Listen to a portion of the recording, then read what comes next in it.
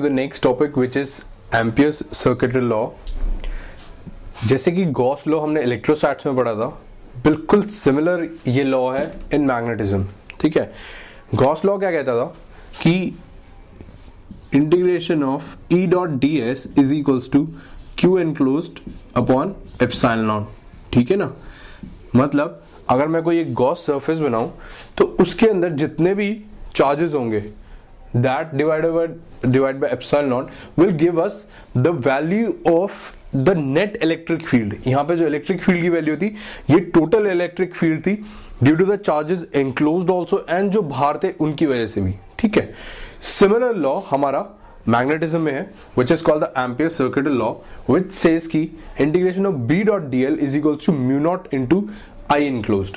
ठीक है ना, आई क्या है, जो उस सरफेस के अंदर अंदर करंट्स होंगे and they are passing through normally through that surface. ठीक है, एंड जो मैग्नेटिक फील्ड होगी ये टोटल मैग्नेटिक फील्ड होगी due to all the charges present in the surrounding areas या फिर अंदर भी। ठीक है, so this is the Ampere circuitry law. The most important point in this is कि जो आई जो है it is always normal to the surface. जैसे कि मैं यहां पे देखूं तो I1 यहां पर क्या है, बाहर की डायरेक्शन में करंट आ रहा है। ये मेरा कोई लूप है तो इसके अंदर I1 जो है बाहर आ रहा है, I2 is going inside, I3 is going inside, I4 is going inside and I5 is also going inside. तो अब सर्कुलेशन क्या होगी, क्योंकि मैक्सिमम मैंने अंदर माने, मतलब अंदर जाते हुए माने, तो मैं मान लेता हूं कि अंदर वाली जो वो है दैट इज पॉजिटिव, तो उसकी वजह से सर्कुलेशन क्या आएगी, it will be in this direction. ठीक है ना, it will be in this direction. Magnetic field की सर्कुलेशन इस डायरेक्शन में आएगी। So magnetic field B dot d l will be equals to mu naught into minus I1। ठीक है, क्योंकि ये नेगेटिव हो गया, plus I2 plus I3 plus I4 plus I5। ठीक है ना, वी वोंट कंसिडर I6 या I8। ठीक है ना, क्योंकि वो उसके बाहर हो गए। Alright, so this is amperes circuitry law. तो इस लॉ को यूज करके हम काफी बार हम है ना मैग्नेटिक फील्ड की वैल्यू आराम से बता सकते हैं। जैसे कि गॉस लॉ में इलेक्ट्रिक फील्ड की वैल्यू बताते थे, तो सिमिलरली ये भी यहां पर यूजफुल होता है। ऑलराइट, अब अगर कोई करंट, जैसे सपोज करो ये वायर तो नॉर्मली जा रही है, अगर कोई किसी एंगल पे जा रही थी, लेट अस सपोज कि हमारा गॉसियन सरफेस, मैंने कुछ लेट अस सपोज ये मेरा गॉसियन सरफेस है। ठीक है, अब अगर मेरी करंट जो है वो इस डायरेक्शन में आ रहा था, यानी an angle to the surface. ठीक है ना, तो मैं क्या करता, इस करंट को दो पार्ट्स में डिवाइड कर लेता हूं, दो कंपोनेंट्स में, एक तो नॉर्मल कंपोनेंट और एक parallel component. Then I will add only the normal component, not the parallel one. ठीक है, एंड ये जो हमारा अबव ये जो एम्पियर सर्किटरी लॉ है, this is not valid when the electric field through the area of the loop is not constant. ठीक है, मतलब इसके ये जो मैं बोल रहा हूं इसके अंदर ज्यादा डिटेल में जाने की जरूरत नहीं है, बिकॉज ये चीज आप हायर स्टडीज में पढ़ेंगे। यहां पर हो सकता है इतना ज्यादा रेलेवेंस ना हो with respect to JEE and other entrance exams. तो जब ये electric field through the area constant नहीं होती, then we use this form which is the Maxwell's Ampere law. ये B dot d l is equals to mu naught I plus d phi E by d t into epsilon naught. और ये क्या होता है, d phi E by d t upon epsilon naught into epsilon not, ये होता है displacement current. Displacement current इसके अंदर मैं बता रहा हूं ज्यादा डिटेल में जाने की जरूरत नहीं है, ना इसके ऊपर कोई बहुत ज्यादा टफ क्वेश्चंस आएंगे। बस ये है कि ये फॉर्मूला आप दिमाग में रखें, अगर कोई क्वेश्चन आता भी है सो that will be coming directly on the formula only. ठीक है, आपको सब कुछ दिया होगा, it will directly come upon the formula. सिर्फ आप फॉर्मूला याद रखो, बाकी ज्यादा एप्लीकेशन इसकी करने की जरूरत नहीं है, ना ही बुक में कोई ऐसा कोई क्वेश्चन है जो इससे रिलेटेड हो। ठीक है, जैसे हमने गॉस लॉ की एप्लीकेशन देखी थी या फिर इलेक्ट्रिक फील्ड की वैल्यू निकाली थी using the Gauss law, similarly हम एम्पियर सर्किटरी लॉ की एप्लीकेशन देखते हैं। First of all, due to an infinitely long current carrying conductor, अगर वही एक वायर है लॉन्ग इनफाइनाइट, तो उसकी वजह से मैग्नेटिक फील्ड क्या होगी, लेट अस, अब जितने डिस्टेंस पे हमको मैग्नेटिक फील्ड की वैल्यू बनानी है उतना हम एक सिमेट्रिकली एक रिंग शेप का सरफेस बना लेते हैं। ठीक है, ये बना लिया d डिस्टेंस पे, let us suppose. Then according to ampere circuitry law B dot d l is equal to mu naught into I I क्या है, आई एनक्लोज्ड, ठीक है ना, ये सरफेस हो गया, तो आई एनक्लोज कितना है, सिर्फ आई, राइट। अब तो dl जो होगा, b इज कांस्टेंट, तो dl क्या होगा, dl will be 2 pi d, ये टोटल इसकी लेंथ है, ठीक है।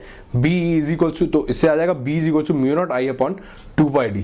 तो हमने देखा कि काफी सिंपल आ गया। अब यहां से b की डायरेक्शन बतानी है, तो वही कि i ऊपर है, तो हम ऐसे बता सकते हैं सर्कुलेशन ऐसा होगा पूरा, ठीक है ना, मतलब इस तरीके से b होगा। या फिर अगर किसी भी एक पॉइंट पे बताना है, इस पॉइंट पे बताना है, तो इस डायरेक्शन में होगी, क्योंकि i इंटू बी अंदर की डायरेक्शन में, ठीक है ना, इसके परपेंडिकुलर होगा, right. So this is the magnetic field. Similarly अगर ड्यू टू लॉन्ग सिलेंडर बताऊं, एक लॉन्ग सिलेंडर है, अब उसके अंदर भी r is less than r, यानी इनसाइड द लॉन्ग सिलेंडर, पूरे सिलेंडर के अंदर करंट है, ठीक है ना। सिलेंडर के अंदर किस तरीके से करंट है कि it is uniformly distributed over its entire area, यानी अगर मैं स्मॉल r के अंदर, अब क्योंकि मेरे को किसी भी स्मॉल r पर निकालना है, किसी भी r पॉइंट पे, इसके एक्सिस से r डिस्टेंस पे मेरे को मैग्नेटिक फील्ड की वैल्यू बतानी है, तो मैं क्या करता हूं, यहां पर एक लॉन्ग इस तरीके का सरफेस ले लेता हूं, ठीक है ना, इसके r डिस्टेंस पे। तो करंट इनसाइड क्या होगा, I टोटल जो है, I क्या है, टोटल सिलेंडर के अंदर upon pi r square into pi r square, इतना करंट होगा r डिस्टेंस के सिलेंडर के अंदर, ठीक है। तो this will be equal to I into r square upon r square, alright. So similarly b dot dl is equal to mu naught into I की जगह मैं लिख सकता हूं I r square upon r square, और dl की value क्या है, 2 पाई r, तो b डॉट 2 पाई r, इसका circumference is equal to mu naught I into r square upon r square, या फिर b is equals to mu naught I r upon 2 pi r square, ठीक है। अब अगर मैं I upon pi r square को, इसको मैं क्या लिख सकता हूं, current density total current upon per unit area, तो that is called the current density which we can denote by J। तो B क्या होगा, mu naught by 2 into J cross R, ठीक है। ये हो गई हमारी मैग्नेटिक फील्ड, ऑलराइट। सिमिलरली अगर मेरे को, हमको मैग्नेटिक फील्ड निकालनी है at a distance r greater than r, यानी इसके बाहर r greater than equal to r, तो ये तो काफी सिंपल है, ये मैंने सरफेस ले लिया, this is r and this is r, right. तो b डॉट dl क्या होगा, b dot 2 pi r small r will be equals to mu naught into I। अब तो टोटल I कितना है, जितना इसके अंदर सिलेंडर के अंदर, तो B will become mu naught I upon 2 pi R। ये आ गई हमारी magnetic field at a point outside the cylinder. So मतलब इसका यूज करके कई प्रॉब्लम्स भी काफी सिंपल हो जाती हैं, ऑलराइट। अभी हमने एम्पियर सर्किट लॉ की 2 एप्लीकेशन देखी है, उसके बाद एक एग्जाम्पल है, वो एग्जाम्पल काफी अच्छा एग्जाम्पल है, तो वो आप जरूर कर लेंगे। Now we come to the third application which is the solenoid. Solenoid actually में होता क्या है, सोलेनॉइड क्या होता है कि कुछ ऐसा मेटल पीस होता है, ठीक है, सिलेंड्रिकल शेप में, और उसके ऊपर वायर बाउंड होती है, ठीक है, पूरे में वायर ही वायर बाउंड होती है। नाउ अब सोलेनॉइड के फंडा क्या होता है कि इसके अंदर जो होता है, इसके अंदर मैग्नेटिक फील्ड होती है, राइट, बट इसके बाहर कोई मैग्नेटिक फील्ड नहीं होती, ठीक है। वो उसका रीजन क्या है, उसका रीजन ये होता है कि साइड वाली जो वाइडनिंग्स होती हैं आपस में कैंसिल आउट कर जाती हैं, जो नेट मैग्नेटिक फील्ड होती है, ठीक है। तो अब हम क्या करते हैं कि इसके एक्सियल पॉइंट पे, इस मेटल के एक्सियल पॉइंट पे मैग्नेटिक फील्ड की वैल्यू कैलकुलेट करने की कोशिश करते हैं।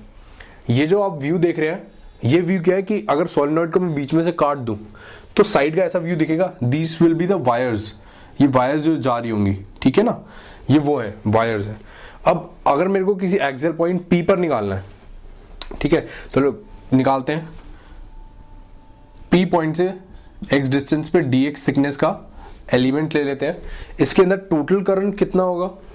टोटल, अब एक तरह से क्या होगा कि dx थिकनेस पे एक रिंग होगी, अगर इसके आगे पूरी रिंग्स बाउंड है तो एक रिंग होगी, अगर मैं dx थिकनेस का ले लूं तो उसकी वजह से मैं P पर इसके एक्सियल पॉइंट पे मैग्नेटिक फील्ड की वैल्यू बता सकता हूं। ठीक है, अब ये जो dx थिकनेस की जो रिंग होगी इसके अंदर टोटल करंट कितना होगा? I into n into d x. N क्या है? Number of loops per length. ठीक है ना, मतलब एक यूनिट लेंथ के, पर यूनिट लेंथ के अंदर कितने लूप्स हैं, क्योंकि सॉलिनॉइड में तो बहुत सारे लूप्स यूं ही बंधे होते हैं। ठीक है ना, so that will be n into d x. ये होगा total current. Now magnetic field क्या होगी इसकी वजह से? Mu naught into d I into r square upon 2 into x square plus r square whole ratio और 3/2। ये एक सर्कुलर रिंग की वजह से होती है। सिमिलरली यही होगी इसके एक्सियल पॉइंट पे। सो यहां पर डी आई की मैं वैल्यू पुट कर देता हूं। नाउ यहां से x की वैल्यू लिख सकता हूं मैं, x is equal to r tan theta. ठीक है ना, r क्या है? ये लेंथ है r। ठीक है, x ही है। सो x is equal to r tan theta. इसको डिफरेंशिएट कर दूं तो dx is equal to r sec square theta d theta. Right, तो ये वाली वैल्यूज मैं यहां पे पुट करता हूं। So it will come out to be mu naught into I n r square into r sec square theta d theta upon 2r square sec cube theta. ठीक है, ये आ गई। यहां पे सेक स्क्वायर से कैंसिल हो जाएगा इससे। ठीक है, कॉस थीटा ऊपर चला जाएगा, इस सेक थीटा कॉस थीटा में कन्वर्ट हो जाएगा, तो ये आएगा mu naught I n upon 2 into cos theta d theta. अब इसको मैं इंटीग्रेट कैसे करूंगा? फ्रॉम माइनस थीटा 2 से प्लस थीटा 2। ठीक है, ये माइनस क्यों करा? बिकॉज जब हमारा फाइनल एक्सप्रेशन आएगा तो उसके अंदर मेरे को सिर्फ इसकी वैल्यू डालनी पड़े, ये ना देखना पड़े कि एंगल में नेगेटिव में डालूं या पॉजिटिव में डालूं। अगर ये इस साइड है यानी सॉलिनॉइड के बीच में निकालना है, ठीक है ना, तो उस केस में क्या होगा? अगर मेरे को यहां पे निकालना होगा तो क्या होगा कि ये तो होगा मेरा, लेट अस सपोज थीटा 1, ये हो गया थीटा 2। ठीक है, तो मेरे को ये ना देखना पड़े कि थीटा 1 मेरे को नेगेटिव डालना है या थीटा 2 नेगेटिव डालना है। मैं सिर्फ इस फॉर्मूले के अंदर थीटा 2 की वैल्यू डाल दूंगा और थीटा 1 की वैल्यू डाल दूंगा, मेरा आंसर आ जाएगा। ठीक है, तो ये है, तो इसलिए मैंने यहां से यहां पर डिराइव करते वक्त यहां पर अपने आप ही माइनस थीटा 2 डाल दिया, वरना मैं थीटा से 2 से थीटा 1 करता। या फिर अगर लॉजिकली भी सोचा जाए तो ये एंटी क्लॉकवाइज हो जाएगा। अगर मैं लेट अस सपोज कि ये थीटा 1 है तो ये थीटा 2 है, दिस इज क्लॉकवाइज, तो ये क्लॉकवाइज में पॉजिटिव हो गया, ये यहां से एंटी क्लॉकवाइज चलूंगा तो ये नेगेटिव एंगल होगा। राइट, तो this will B minus theta 2 तो थीटा 1, और यहां से आपका ये रिजल्ट आ जाएगा mu naught I n upon 2 into sine theta 1 plus sine theta 2। Alright, तो ये किसी भी एक एक्सियल पॉइंट पे है। नाउ अब अगर ये जो पॉइंट है ये अगर मिड पॉइंट हो, ठीक है, तो ग्राफ कुछ ऐसा बनेगा। इसका जो ग्राफ आएगा magnetic field with the x direction, यानी सेंटर से कितना दूर है, तो इसका कुछ ग्राफ ऐसा आएगा। ठीक है, अब इन केस की थीटा 1 और थीटा 2 90 हो, यानी इनफाइनाइट सॉलिनॉइड हो, तो थीटा 1 की वैल्यू क्या होगी? 90। थीटा 2 की वैल्यू भी क्या होगी? 90, because it will be similar to, बिल्कुल पैरेलल हो जाएंगे। ठीक है ना, सो उसके अंदर वैल्यू आएगी b will come out to be mu naught into I into n. ठीक है ना, तो यहां पर कहीं पर अगर ये इनफाइनाइट लॉन्ग सॉलिनॉइड है तब इसकी value mu naught is equal to b is equal to mu naught I n हो जाएगी। b is equal to mu naught I n. ठीक है, तो ये फॉर्मूला एक तो आप याद रखेंगे और b is equal to mu naught I n आप याद रखेंगे। ऑलराइट, अब इसकी एक और एप्लीकेशन है which is called the torrid, वो आपकी बुकलेट में गिवन है, तो आप टॉरॉइड बुक से ही पढ़ेंगे बिकॉज वो इतना ज्यादा इंपॉर्टेंट नहीं है with respect to JEE, but आपको एक बार पढ़ लेना है। ठीक है, अब इसके बाद I will show you some examples.